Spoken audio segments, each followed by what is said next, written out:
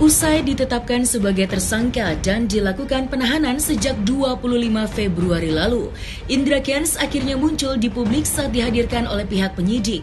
Indra Kents pun mengungkapkan permintaan maafnya atas tindakan yang telah ia lakukan hingga menyebabkan dirinya terjerat kasus hukum. Namun, yang cukup menarik di tengah kasus yang sedang dihadapi Crazy Rich asal Medan itu, sang kekasih, Vanessa Wong, dikabarkan sudah mengakhiri hubungannya dengan Indra Kents. Kabar putusnya Indra Kents dan Vanessa Wong semakin diperkuat dengan dihapusnya foto Indra Kents dari akun media sosial milik Vanessa Wong. Tidak hanya itu, sempat beredar kabar pula dirinya menerima uang sebesar 2 miliar dari Indra Kents. Vanessa Wong yang tidak terima pun akhirnya mulai bersuara, seperti dalam keterangan yang ia tulis dalam postingan Instagramnya. Tapi makin lama beritanya makin menjadi-jadi. So, here's the thing. Aku gak butuh atau perlu uang jajan 2M, ataupun berapapun itulah. Aku bersyukur banget dari lahir sampai sekarang bahwa orang tua aku mampu dan berkecukupan sekali biayain aku. Dan sebelum kenal dia pun aku gak pernah kekurangan, selalu cukup, bahkan lebih. Tegas Vanessa Wong.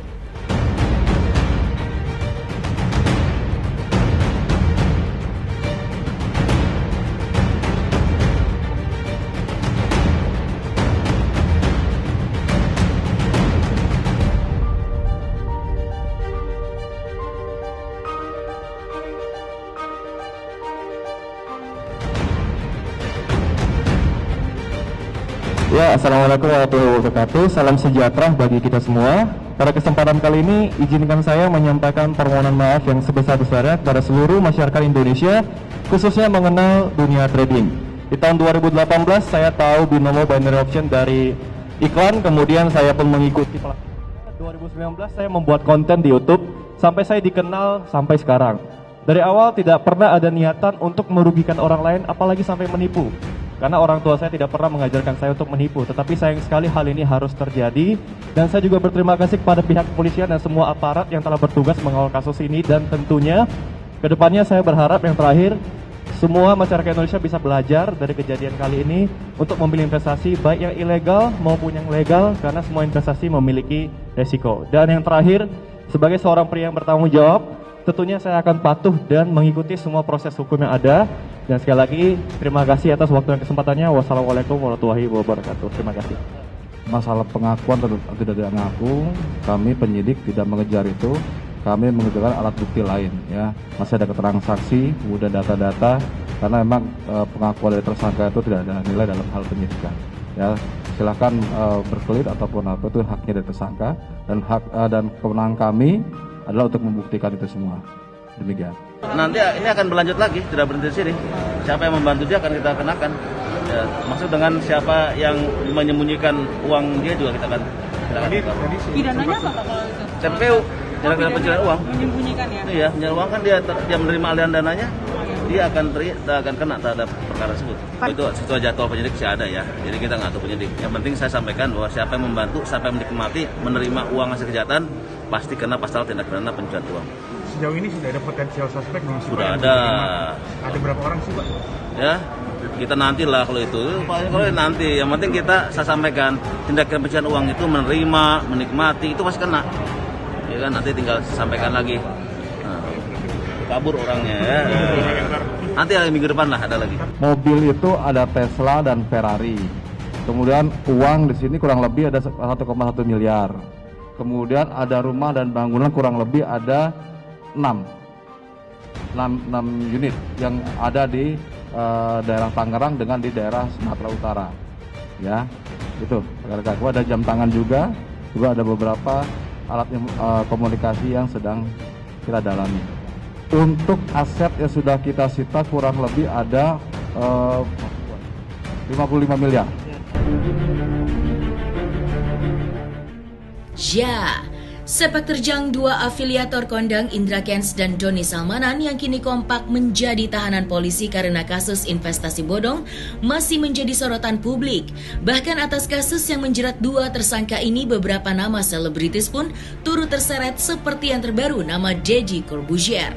Namun artis yang sebelumnya diperiksa karena diduga mendapatkan aliran dana dari Doni Salmanan, Rizky pun telah diperiksa di Bareskrim Polri. Lantas, seperti apa komedian Sule memberikan wejangan untuk sang anak agar lebih berhati-hati lagi dalam menerima donasi dari seorang Crazy Rich? Saya lakukan untuk donasi untuk yayasan gitu saat itu juga kan. Saat waktu itu juga saya tidak tahu menahu juga kan, maksudnya makanya biarkan ini jadi pelajaran untuk saya gitu ke depannya. Santai aja, kan dia udah dewasa, beresin aja sendiri gitu. Dia bisa membereskan kok. Kalau misalkan memang dia susah dan minta bantuan gue, ya gue turun tangan sebagai orang tua dong. Gitu. Yang jelas sebagai orang tua sudah ngasih tahu apapun itu, kita tetap harus waspada dalam hal apapun.